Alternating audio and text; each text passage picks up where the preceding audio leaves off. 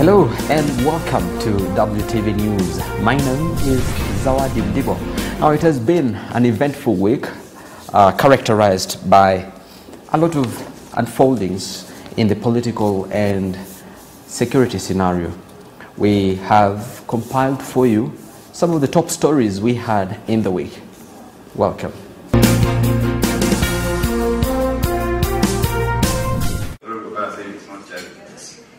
The fourth estate has played and continues to play a critical role in Kenya's reform process and has been urged to read and understand the constitution so that it can report effectively on devolution and the operations of county government and its structures. Speaking during a senators and editors meeting, the Speaker of the Senate, Ekwe Eduro, further reiterated that the media should focus on stories that support devolution in order to share the same understanding with the masses. Devolution is the end thing. Devolution to us is a game changer. Devolution to us is the promise of the new republic. And so when you look at the institutions that provide that kind of facilitation, then Senate is at the nerve center of this new experiment that Kenya has embarked on. Not just a wish, but a constitutional obligation. The chairman, Editors Guild Linus Kaikai, pointed that there is need to attract better media coverage and challenged the Senate over the county's delay during the first stages in transition, thereby leading to leadership calamities. We want to see Senate leadership telling the public what is next. We have to demonstrate leadership, and it starts with the leaders. Of course, I did say the public has its own responsibility, but leaders take the position of leadership because they bear the greater responsibility. He said that the benefits of devolution were visible and Kenya should be ready to make the right decision to shift her focus into socio-economic development. Agnes Minor reporting for WTV. The Venture Fund is expected to provide much-needed capital to ICT startups. The Safaricom Spark Venture Fund will be offered to mobile ICT startups based in Kenya, either through equity investment in their businesses or in the form of other debt instruments. Startups will be eligible to receive amounts between $75,000, making up to at least 6.8 million Kenyan shillings, and $250,000, an equivalent of 22.5 million shillings. The fund has been set up for an initial 2-year period, and Safaricom Strategy and Innovation Director Joe Ogutu says he sees the investment as a catalyst key in realizing a vibrant ICT economy in Kenya. The funds will be administered together with International Tech Fund TBL Invest, who have already been appointed by Safaricom as the principal fund managers, and all prospective applications will be subject to approval from a cross-functional investment committee made up of Safaricom management, TBL Invest, and an external industry expert. Reporting for WTV News, I'm Zawadi Mdibo. Please accept this plaque. It says, "Commitment to a Healthy Africa." The initiative by the government of Kenya and electronic companies Philips and Samsung is a move to ensure hospitals have an up-to-date supply of medical equipment to ensure better medical care in the country's public hospitals. It is called Managed Equipment Service. Managed equipment service. We are not buying. We are not buying, not even leasing. We are buying the service from these suppliers. So it's their problem to put infrastructure, to put training, to put whatever is required. Us as a government, the budget we put is to buy the service. The 3 billion this year is to buy that service. Next year it will go up to 4.5 billion to buy the service. So all these issues about equipment work, changing technology, what will happen if there is no power, whatever, that is a problem of the supplier. Speaking at the AMREF Health Africa International Conference, the general manager at Philips said that this private-public partnership will go a long way to ensure sustainability in provision of quality health care for Kenyans. As an equipment supplier, We are there to provide services so that equipment is always working. It's not just delivering equipment and then walk away and then think, okay, somebody else will come in again to repair. This is what we do. It's a holistic approach towards a solution. Also, Hamra as well is looking at a holistic approach. It's not just thinking about one element.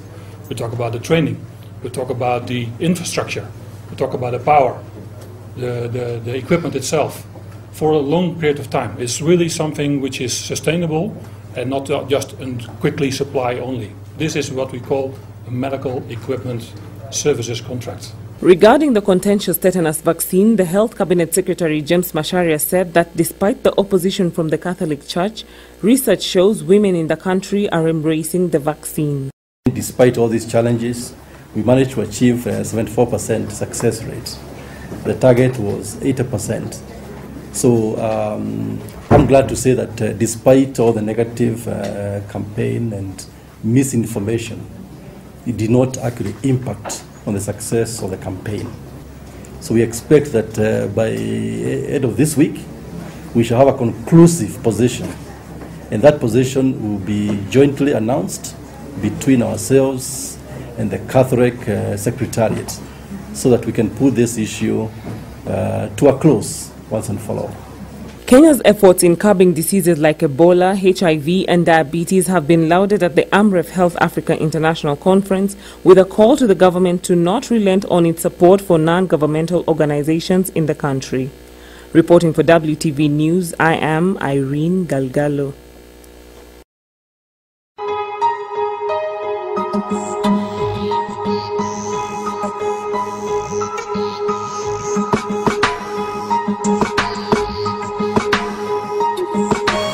A human life is a story told by God, and no one knows what tomorrow holds. Today you may have the freedom, but then tomorrow that freedom is taken away from you. Now, Kamiti Maximum Prison remains to be one of the most feared prisons in the country. But despite all that, there are those prisoners that have decided to make a lemonade from the lemon that life has given them. We sought to find out whom they are and what they are doing behind bars.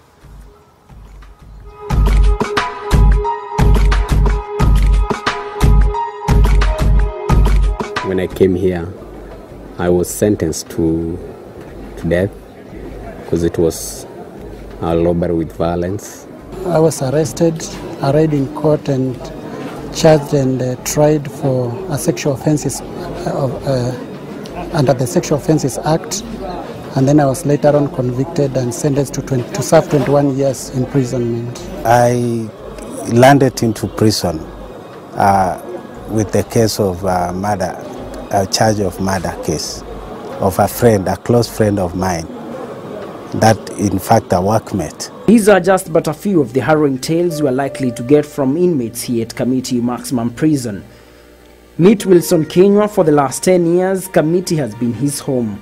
His life took a different turn when he found himself on the other side of the law a decade ago.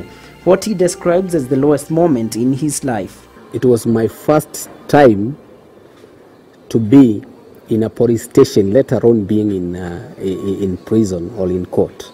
And the whole setup of the court was very intimidating. And here I am, pitted against a very qualified and experienced prosecutor to prosecute me on a charge of death sentence.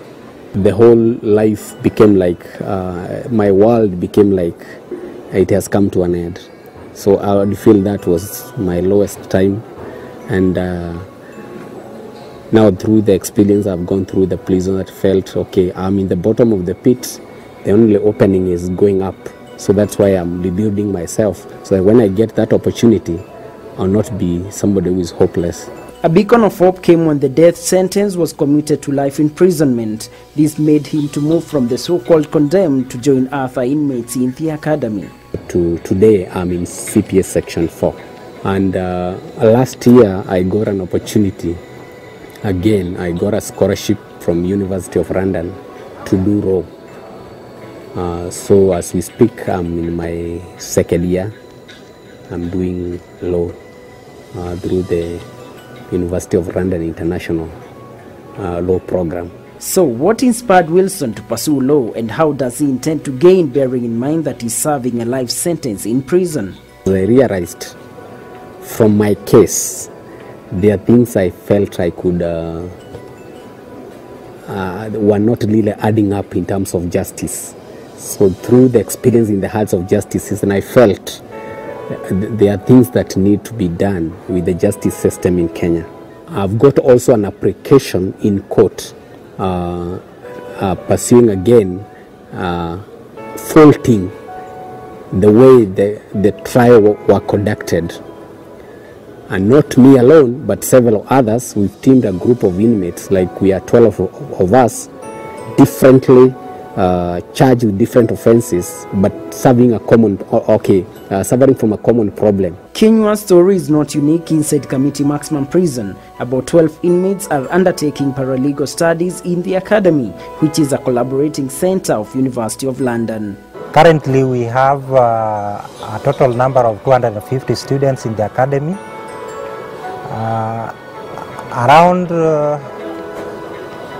Around 7 students are currently doing diploma in common law.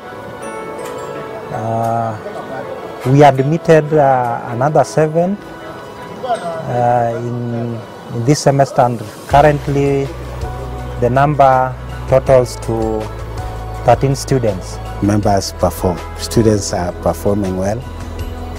We have quite a number of students who have gone to the university level. We have some who are pursuing the master's degree here inside the prison. Those are our products. British High Commission has funded the project to the tune of £30,000 and plans to roll out a similar project in other prisons across the country are underway. The work of the industry team in the prison and the education team is vitally important for inmates, so that when they are inside they are learning, acquiring education and knowledge, and that we are reducing the risk of reoffending and rehabilitating the prisoners. Previously the classrooms were very overcrowded and very cramped, and we have built this new classroom block with funds from the British High Commission with I think there's about 6 new classrooms, so that the students have a place where they can learn and continue their studies. Most of the inmates in this program are hopeful that one day they will be released through the power of mercy, and their message to the members of the public is crystal clear. Ignorance of law is a calamity. I think I should use that. Keep away from crime, because crime doesn't pay. My brothers, my sisters, my sons, daughters, that crime is not good. Speaking to prisoners here at Kamiti Maximum Prison, something that is coming out strongly from them is that stone walls do not make a prison. They have decided to move on regardless of what happened to them. And as they put it, the ultimate measure of a man is not determined during times of joy and comfort, but rather during times of crisis and controversy. That's why as WTV, we decided to celebrate those that do constructive things behind bars. Reporting for WTV News, I'm Elijah Mwangi.